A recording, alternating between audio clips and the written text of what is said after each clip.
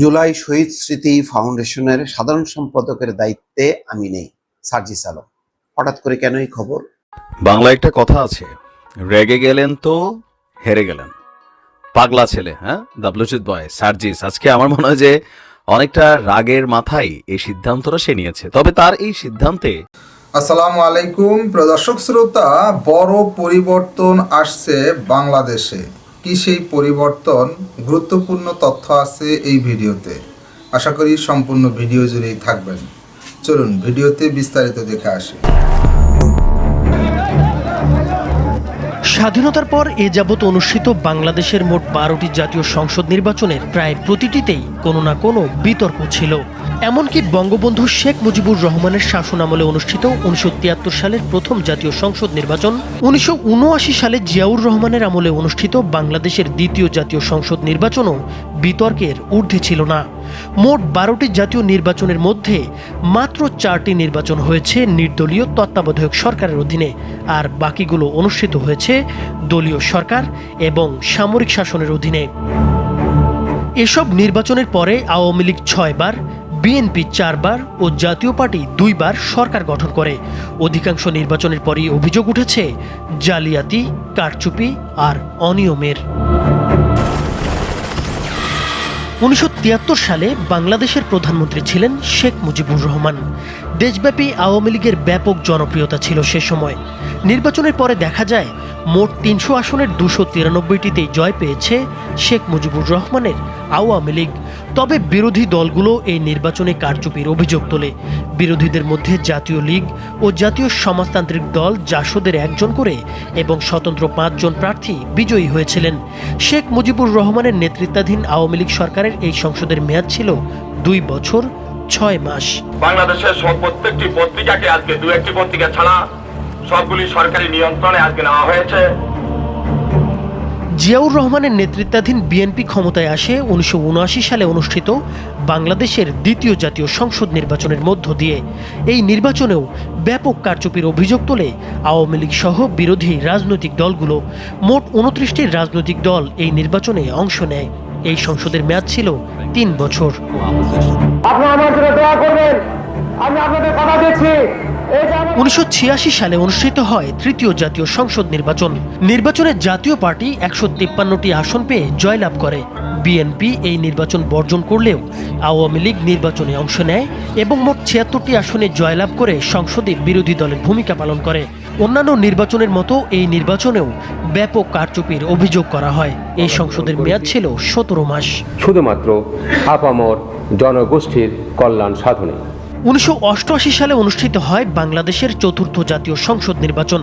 আওয়ামী লীগ ও BNP সহ অধিকাংশ রাজনৈতিক দল এই নির্বাচন বর্জন করে। প্রধান বিরোধী দলগুলো অংশ না নেয়ায় ব্যাপকভাবে বিতর্কিত ছিল এই নির্বাচন। জাতীয় পার্টি 251টি আসন পেয়ে জয়লাভ করে সরকার গঠন করে। এ সংসদেরও মেয়াদ ছিল 2 বছর 7 মাস। 16 বছরের রাষ্ট্রপতি শাসন থেকে গণতান্ত্রিক সরকার পদ্ধতি উত্তরণের ব্যাপারে বিএনপি সরকার যে বাংলাদেশের ইতিহাসে প্রথমবারের মতো নিরপেক্ষ সরকারের অধীনে অনুষ্ঠিত হয় 1991 সালের 5ম জাতীয় সংসদ নির্বাচন। নির্বাচনে 2টি প্রধান রাজনৈতিক দল আওয়ামী লীগ ও বিএনপি সহ 75টি রাজনৈতিক দল অংশ নেয়। এই নির্বাচনে 140টি আসন পেয়ে জয়লাভ করে বিএনপি। আওয়ামী লীগ পায় 88টি। এই নির্বাচনের পরেও আওয়ামী লীগের সভানেত্রী শেখ হাসিনা নির্বাচনে সূক্ষ্ম কারচুপি হয়েছে বলে অভিযোগ তুলেছিলেন। খালেদা জিয়ার নেতৃত্বাধীন বিএনপির এই সংসদের মেয়াদ ছিল 4 বছর 8 মাস। 1996 সালে বাংলাদেশে মোট 2টি নির্বাচন অনুষ্ঠিত হয়। সেবার খালেদা জিয়ার নেতৃত্বাধীন তৎকালীন বিএনপি সরকার আয়োজন করে একটি একতরফা নির্বাচন।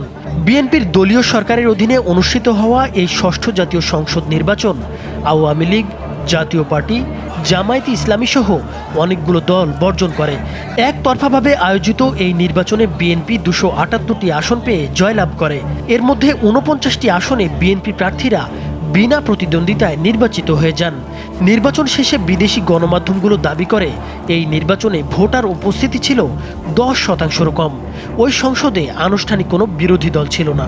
একটি মাত্র আসন পেয়ে বিরোধী নেতার চেয়ারে বসেছিলেন শেখ মুজিবুর রহমানের স্বঘোষিত হত্যাকারীদের অন্যতম ফ্রিডম পার্টির সৈয়দ ফারুক রহমান। এই সংসদের মেয়াদ ছিল মাত্র 11 দিন। Adopted by this caretaker government is big difference in terms of rules and regulations. তত্ত্বাবধায়ক সরকারের অধীনে প্রথমবারের মতো 1996 সালেই অনুষ্ঠিত হয় সপ্তম জাতীয় সংসদ নির্বাচন। আসন সংখ্যার বিচারে বাংলাদেশের নির্বাচনের ইতিহাসে সবচেয়ে জোরালো লড়াই হয়েছিল এই নির্বাচনে আওয়ামী লীগ 146টি আসনে জয়লাভ করে, অন্যদিকে বিএনপি পায় 116টি আসন। এই সংসদের মেয়াদ ছিল 5 বছর। ক্ষমতার মেয়াদ পূর্ণ করে নির্দলীয় সরকারের কাছে ক্ষমতা হস্তান্তর করেছিল আওয়ামী লীগ সরকার। এরপর 2001 সালে অনুষ্ঠিত হয় অষ্টম জাতীয় সংসদ নির্বাচনে বিএনপি 193টি আসন পেয়ে যায়, আওয়ামী লীগ পায় মাত্র 62টি আসন। এই নির্বাচনের পর আওয়ামী লীগ নির্বাচনের ফল মেনে নেয়নি। বিএনপি সরকার গঠন করলে আওয়ামী লীগ শুরুতে সংসদেও যোগ দিতে অস্বীকৃতি জানায়। নানা রাজনৈতিক ঘটনার পরে একসময় আওয়ামী লীগ সংসদে যোগ দেয়। এই সংসদের মেয়াদ ছিল 5 বছর। আমি আন্তরিক কৃতজ্ঞতা ও প্রাণঢালা ধন্যবাদ জানাই এদেশের সকল ভোটারকে। 2007 সালে সে সময়কার বিএনপি সরকারের বিরুদ্ধে তীব্র আন্দোলনের মধ্যে রাজনীতিতে হস্তক্ষেপ করে সেনাবাহিনী। জারি করা হয় জরুরি অবস্থা। সেনাবাহিনী সমর্থিত তত্ত্বাবধায়ক সরকারের অধীনে 2008 সালে অনুষ্ঠিত হয় নবম জাতীয় সংসদ নির্বাচন। এই নির্বাচনে আওয়ামী লীগ 230টি আসন পেয়ে জয়লাভ করে, অপরদিকে বিএনপি পায় মাত্র 30টি আসন। শপথ করিতেছি যে The election in Bangladesh is over. The ruling Awami League returned to power, but the protests... তত্ত্বাবধায়ক সরকার ব্যবস্থা বাতিল করে আবারও দলীয় সরকারের অধীনে দশম জাতীয় সংসদ নির্বাচন আয়োজন করে আওয়ামী লীগ সরকার। বাংলাদেশের ইতিহাসে নির্বাচন পূর্ব সহিংসতার দিক থেকে এই নির্বাচন সব রেকর্ড ছাড়িয়ে যায়। 2013 সালে তফসিল ঘোষণার পর থেকে ভোটের আগের দিন পর্যন্ত নিহত হয় মোট 123 জন, আর ভোটের দিন নিহত হন 19 জন। 38টি জেলায় প্রায় 150-র মতো কেন্দ্রে অগ্নিসংযোগ করা হয়। বাংলা একটা কথা আছে, রেগে গেলেন তো হেরে গেলেন। পাগলা ছেলে, হ্যাঁ, দ্য ব্লুচিথ বয় সার্জিস আজকে আমার মনে হয় যে অনেকটা রাগের মাথায় এই সিদ্ধান্তটা সে নিয়েছে। তবে তার এই সিদ্ধান্তে ব্যাপক সমালোচনা তৈরি হয়েছে যে তাহলে দায়িত্বটা পালন করবে কে? যে কোনো একটা জিনিসের জন্য বেশ কয়েকজন দায়িত্বশীল মানুষের দরকার হয়, আর আমরা দেখেছি যে এই জুলাই আগস্ট অভ্যুত্থানে সবচেয়ে বড় ভূমিকা রেখেছে, মিডিয়া গরম রেখেছে বা এই আন্দোলনকে সামনের সারিতে রেখে নেতৃত্ব যারা দিয়েছে তাদের মধ্যে সার্জিস আলম অন্যতম ব্লুটুথ বয়। আর সরকারে যারা ঢুকে গেছে তাদের কোনো নিউজ আপডেট ওইভাবে পাইনি। তো বাহিরে যারা আছে, হাসনাত আব্দুল্লাহ বৈষম্য বিরোধী নিয়া, ওইখানে মারামারি চলতেছে, পিটাপিটি চলতেছে, এদিক দিয়ে বাকি ছিল সার্জিস আলম। তো সার্জিসের নেতৃত্বে যে দায়িত্বটা ছিল সেটা ছিল খুবই গুরুত্বপূর্ণ একটা সেক্টর। বিশেষ করে এই আন্দোলনে যারা আহত হয়েছেন, নিহত হয়েছেন, তাদের পরিবারের জন্য যে শত শত কোটি টাকা এখানে গিয়েছে, সেই টাকাগুলোকে যারা আহত হয়েছেন তাদের লিস্ট করে, যারা নিহত হয়েছেন লিস্ট করে তাদের পরিবারের কাছে এই টাকাটা পৌঁছে দেওয়া। তো তারা কি শতভাগ পারছে এখন এই দায়িত্ব পালন করতে? আসলেই পারছে না। ছাত্ররা রাস্তায় নামছে, এখন আমরা পত্রিকাতে দেখছি গুলিবিদ্ধ হয়েছে, আজকে 6 মাস খবর নাই, এরকম অনেক ধরনের অভিযোগ কিন্তু তৈরি হয়েছে। আর এই সকল কিছুর মাঝখানে প্রেসার ফিল করছেন সার্জিসের পাশাপাশি এমপি ইলেকশন করবেন, বেচারা রাজনৈতিক ব্যস্ততা একটু বাইরে গেছে। তো জুলাই আগস্টে আসলে খুব বেশি সম্ভবত সময় দিতে পারছেন না। আবার তাকে কমেন্ট করছেন অন্য সমন্বয়করা, সে আবার রাগের মাথায় বলতেছে তাহলে তুই দায়িত্ব নে। এই যে মান অভিমানের খেলায় আসলে ঝামেলায় পড়বে কারা? যারা এই আন্দোলনে আহত হয়েছে, নিহত হয়েছে, তাদের পরিবারগুলোই ফাইনালি বিপদে পড়তে যাচ্ছে আমার কাছে মনে হচ্ছে। দর্শক, জুলাই শহীদ স্মৃতি ফাউন্ডেশনের দায়িত্ব ছেড়ে দিয়েছেন আপনার বৈষম্য বিরোধী ছাত্র আন্দোলনের অন্যতম সমন্বয়ক, জাতীয় নাগরিক কমিটিতে এই মুহূর্তে যিনি ব্যস্ত, সার্জিস আলম। আজকে নিজ ফেসবুক প্রোফাইলে একটা পোস্ট দিয়ে তিনি বলছেন, জুলাই শহীদ স্মৃতি ফাউন্ডেশনের সাধারণ সম্পাদকের দায়িত্বে আমি নেই। কেন নেই? এই ফাউন্ডেশনের গতি ত্বরান্বিত করার জন্য ফাউন্ডেশনের গঠনতন্ত্র, কাঠামো এবং কাজের প্রক্রিয়াতে পরিবর্তন আনা হয়েছে। এখন থেকে এক্সিকিউটিভ কমিটি পুরো অফিসের সার্বিক বিষয় পরিচালনার দায়িত্ব পালন করবে। চিফ এক্সিকিউটিভ অফিসার মানে সিইও যিনি থাকবেন, সেখানে অফিসের প্রধান হিসেবে দায়িত্ব পালন করবেন। আর মীর মাহবুব রহমান স্নিগ্ধ বর্তমানে সিইও হিসেবে দায়িত্ব পালন করছে। পার্ট 2 হচ্ছে গভর্নিং বডি। গভর্নিং বডি ফাউন্ডেশনের পলিসি মেকিং এর কাজ করবে, যেখানে মাননীয় প্রধান উপদেষ্টা সহ 4 জন উপদেষ্টা রয়েছেন। সাধারণ সম্পাদক নামে কোনো পদ এখন নেই।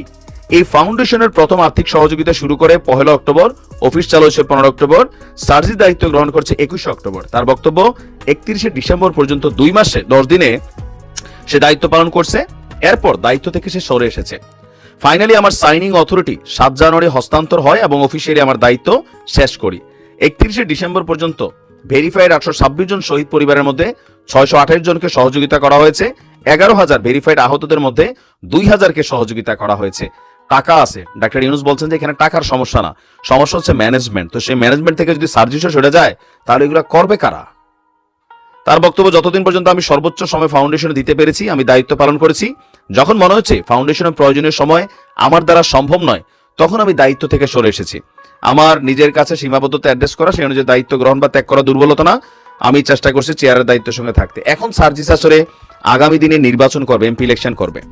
তো সেটার জন্য তার ব্যস্ততা, বিভিন্ন শহরে শহরে ঘুরছে, জনসংযোগ করছে, লিফলেট বিতরণ করছে, জাতীয় নাগরিক কমিটিকে একটা প্ল্যাটফর্মে নিতে চাচ্ছে। এই সকল কিছু মিলাইয়া তার দ্বারা আসলে এই সময়টা বের করা কষ্ট করে, আমরাও বুঝতে পারছি। কিন্তু প্রশ্ন হচ্ছে, প্রধান যারা আছে, যাদেরকে মানুষ চিনে, তো এদের মধ্যে যদি তারা দায়িত্বশীলতার এই জায়গাগুলো ছেড়ে দেয় তাহলে যারা আহত হয়েছে, নিহত হয়েছে, তাদের পরিবার কার কাছে যাবে এখন? মানে কাকে চিনে পাবলিক? সার্জিসের এমন সিদ্ধান্তে নিশ্চয়।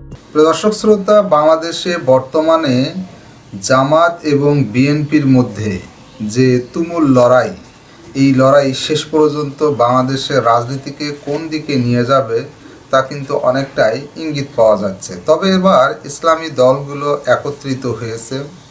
সেনাপ্রধান ডক্টর ইউনূস, রাষ্ট্রপতি, এনারা আসলে বাংলাদেশের কোনো পরিবর্তনে কি একক মতে আসবেন কিনা, একমতে আসবেন কিনা?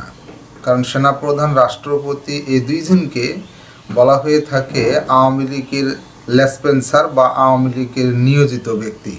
এনারা কি আওয়ামী লীগের হয়েই কাজ করবেন? এই বিষয়ে আপনার মন্তব্য থাকলে লিখবেন। আজকে এই পর্যন্তই। আল্লাহ হাফেজ।